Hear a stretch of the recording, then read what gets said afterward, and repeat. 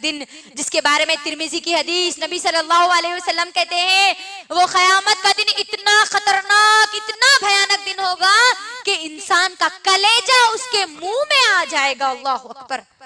वो दिन अगर सिर्फ किसी को अगर खुशी होगी, किसी को सुकून मिलेगा तो उन्हीं को मिलेगा जिनको अल्लाह अपनी रहमत के साए में जगह दे दे। तो उस रहमत के साए में उन लोगों को जगह मिलेगी जो दुनिया में अपने नमाजों की फिक्र करते हैं। अल्लाह अकबर। फजर पढ़ लिए तो उन्होंने जहर की फिक्र में लगे हुए रहते कि मुझे जहर की नमाज अदा करना है, मुझे जहर की नमाज अदा करना है। जहर अदा कर लिए तो असर की फिक्र लगी हुई रहती, असर पढ़ लिए तो मगरिब की फिक्र लगी हुई रहती, मगरिब पढ़ लिए तो इशा की फिक्र लगी हुई रहती। आज देख लीजिए, अपना जायजा लीजिए मेरी बहनों, क्या ये फिक्र कभी हमारे अंदर भी पैदा हुई? जब कभी दुआ की जाती है कि ऐ अल्लाह आप हमको आपके अर्श के साए में जगह दे दीजिए, तो हम सब आमीन कहते हैं, लेकिन हम उस साए में जाने की कोई तैयारी नहीं करते, तो कैसे हमको उस रहमत के साए में जगह मिलेगी? कभी एक दिन भी हमारे अंदर ये फिक्र पैदा हुई कि अल्लाह आपने हमारे ऊपर नमाजों को फर्ज किया है और मैंने फजर की नमाज अदा कर ली, अब मुझे जोहर की नमाज अदा करना है। आज हमारी नमाजों का हाल तो अल्लाह अकबर, हम भूल गए आज नमाजों की अहमियत को, इसीलिए आज हमारे लिए नमाजें छोड़ना आसान हो गया। मेरी बहनों, आज अगर किसी में नुकसान होता है तो सिर्फ और सिर्फ हमारी नमाजों में नुकसान होता है। देख लीजिए आप, अगर हम बाहर अगर कभी शॉपिंग को जाते हैं मेरी बहनों, तो शॉपिंग तो हम बराबर पूरी करते हैं, लेकिन अगर किसी चीज को छोड़ते हैं तो हम सिर्फ नमाजों को छोड़ते हैं। घर में कोई मेहमान आते हैं तो मेहमान की मेहमान नवाजी तो पूरी की जाती है, लेकिन अगर कोई चीज को छोड़ते हैं तो हम वो नमाजों को छोड़ते हैं। तिजारत अगर हमारे मर्द अगर कर रहे हैं, वो तिजारत तो बराबर पूरी करते हैं, उसकी फिक्र तो उनको पूरी होती है, उसका पूरा फायदा उठाते हैं। अगर किसी चीज को नुकसान होता है तो सिर्फ और सिर्फ हमारी नमाजों को होता है।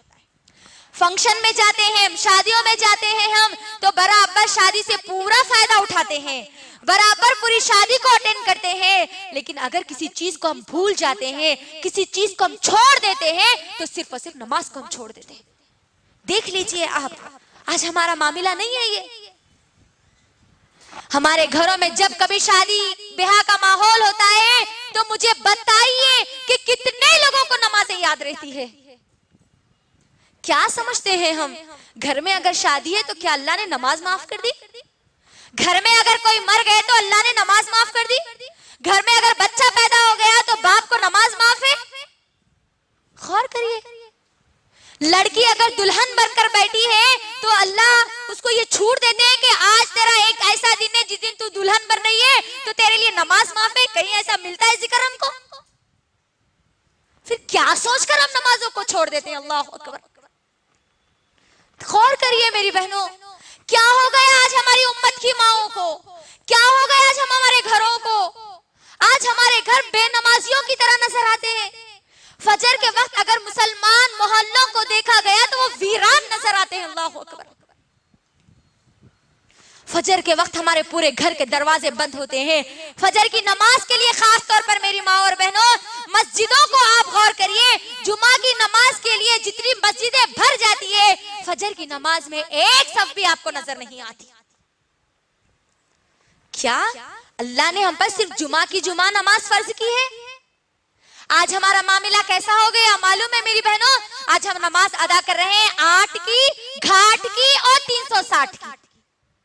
8 की मतलब जुमा की जुमा को, घाट की यानी नमाज जनाजा, 360 की यानी ईदैन की नमाज, ईद की नमाज। यही हो रहा आज।